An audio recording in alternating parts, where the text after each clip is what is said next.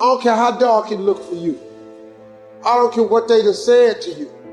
I don't care what the verdict is. I don't care what the haters say. It ain't over. No matter what happens to you, it ain't over. Ain't no such a thing as over.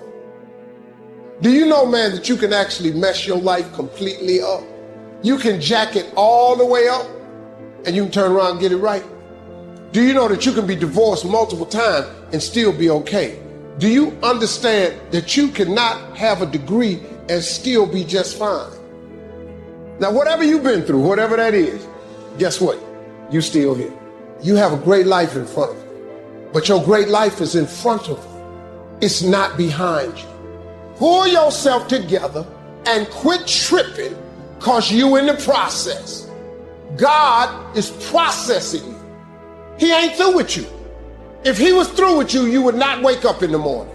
I found something easy I could do that led to fortune, and I did not neglect to do it. Major reason for not having everything you want in America.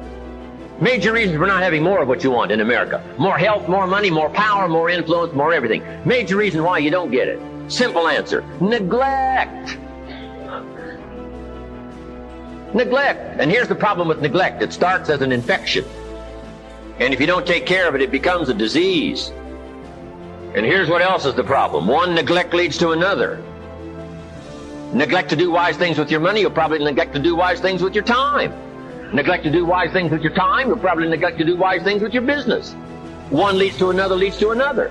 Pretty soon, neglect has you by the throat, emptying your purse, emptying your heart, emptying all of your chances for equities and power and all the good things. Neglect. I blame my negative relatives. They were always putting me down. I blame my cynical neighbors. They're just selfish, looking out for themselves. Won't loan you money? They were on my list.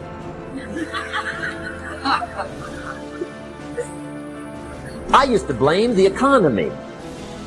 I blame the community. That's a pretty good list for not doing well, isn't it? I thought it was good.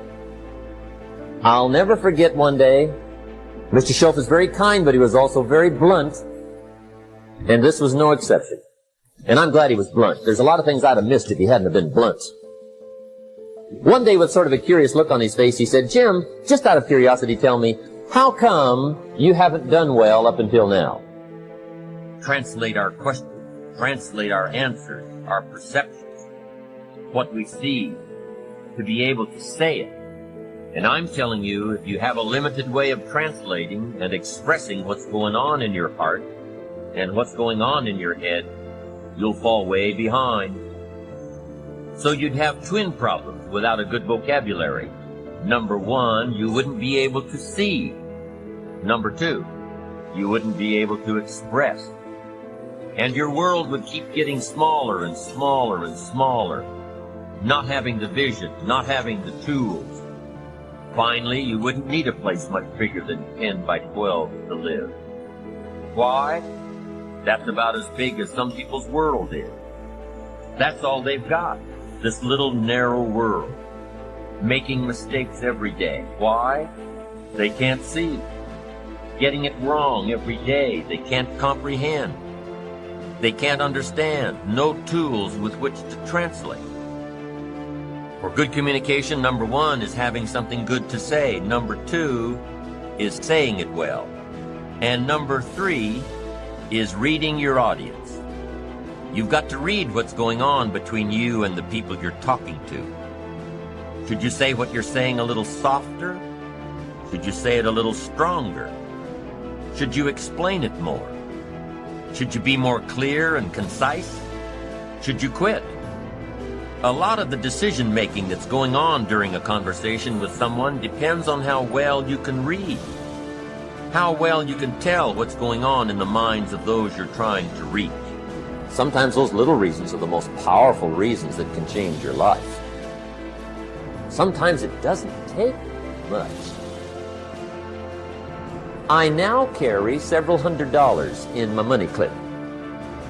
It's only a few $100s, but it was one of those reasons that turned my life around. Just before I met Mr. Schoaf, I heard a knock at the door. I go to the door, and there's a little girl standing there about this tall selling Girl Scout cookies. And she gave me one of the finest sales presentations I've ever heard. Special deal, several flavors, this whole package of stuff. $2. And with a big smile, she very politely asked me to buy. And I wanted to. Big problem. I'm broke. I don't have $2. And to this day, I can remember the pain and the embarrassment. I'm a father. I'm a husband. I've been to college. I'm working. I'm 25. I don't have $2. And I didn't want to tell her that for some reason. So I did what I thought was next best. I lied to her.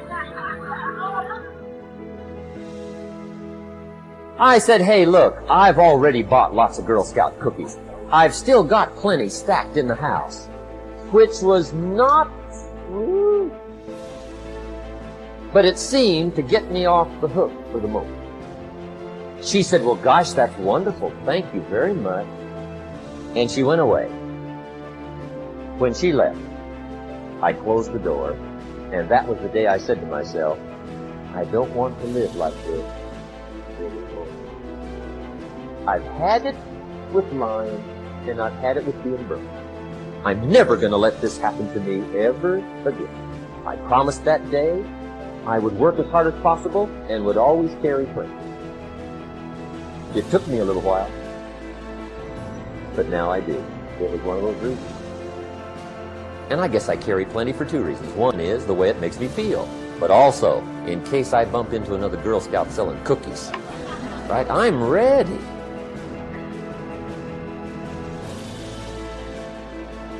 I walked out of the Bank of America one time up in Saratoga, California, where I used to live. Two little girls selling candy right outside the bank. Good place. It's some girls' organization they're working for, right? I come walking out of the bank. This first little girl walks up to me. She said, Mister, would you like to buy some candy? I said, I probably would. What kind is it? She said, it's almond roca. I said, my gosh, that's my favorite. She said, wonderful.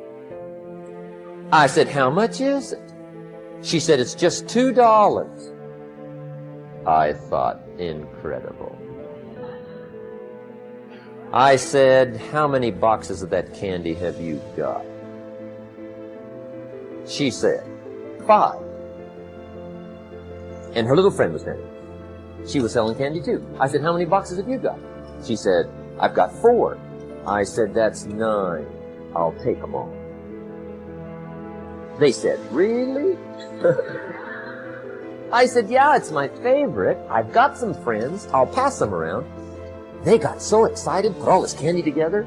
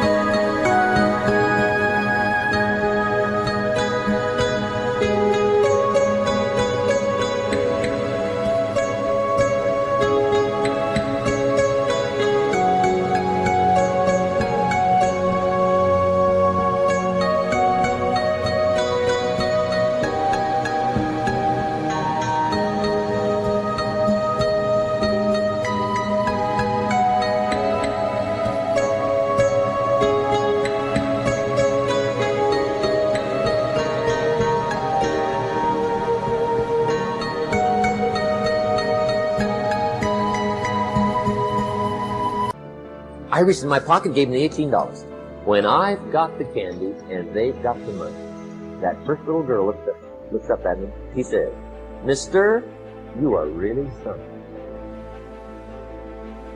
Probably one of the most frustrating experiences in life is looking for an above-average job with above-average pay without becoming an above-average person. It's called frustration.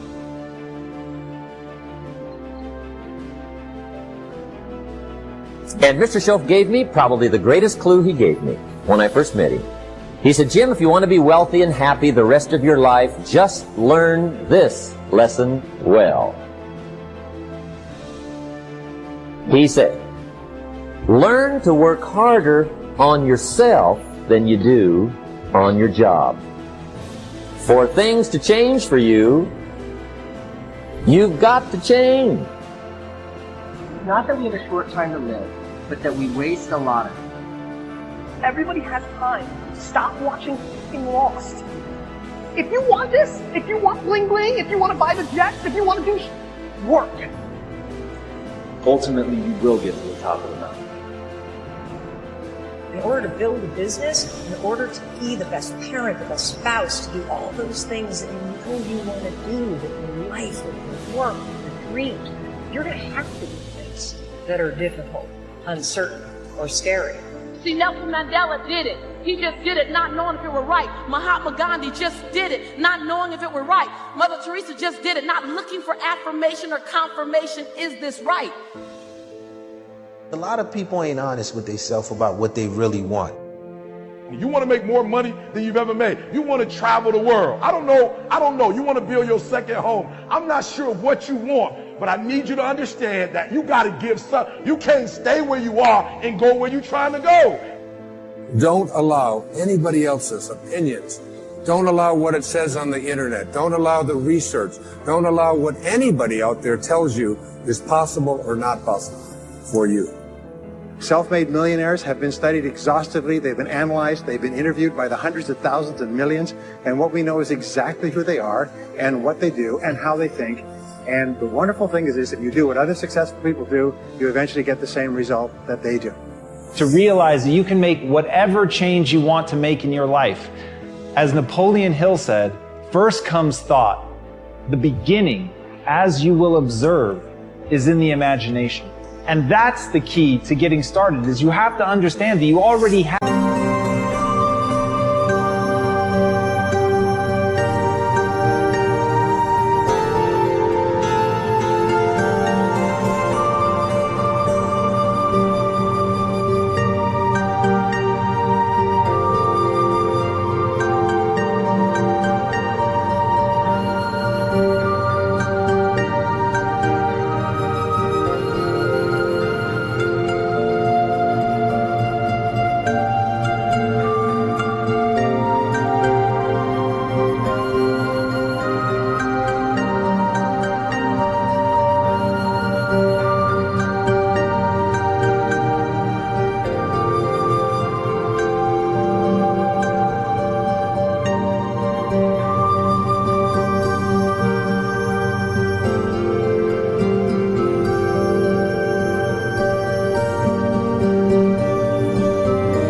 Everything that you want, but you've got to think about what it is you're trying to create in your life first. And get moving.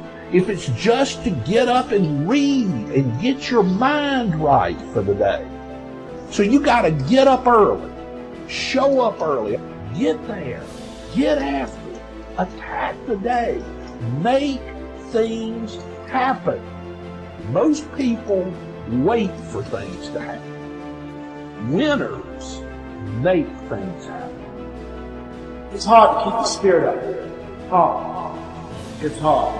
Where you need to refuel and replenish yourself mentally and emotionally and spiritually, and you got a battle in your home base. Hard. I can tell you from my experience, it's worth it. But once I stopped asking that question and I started thinking about really who I could become and really harnessing the human ability to adapt, what people need to understand, humans have become the apex predator not by being the strongest, not even by being the most intelligent. Not less. And in every, all the good stories you end up finding this. And the one that I've been... Genie is the root word of genius. So, right. and it's a really interesting idea because if genie is something that's, Robert Williams said, unlimited power, tiny little living space. Right, and yeah. But it's a really interesting idea because there's this unlimited power that's associated with genius, but it's constrained, and that's really what the human spirit is like, because it has this aspect of the infinite, right? And it is something that can grant wishes. but it's also constrained terribly. It's constrained morally and physically and all that. But the thing is that both the infinite possibility and the constraint are necessary. That's what makes up the genie. It has to be both at the same time.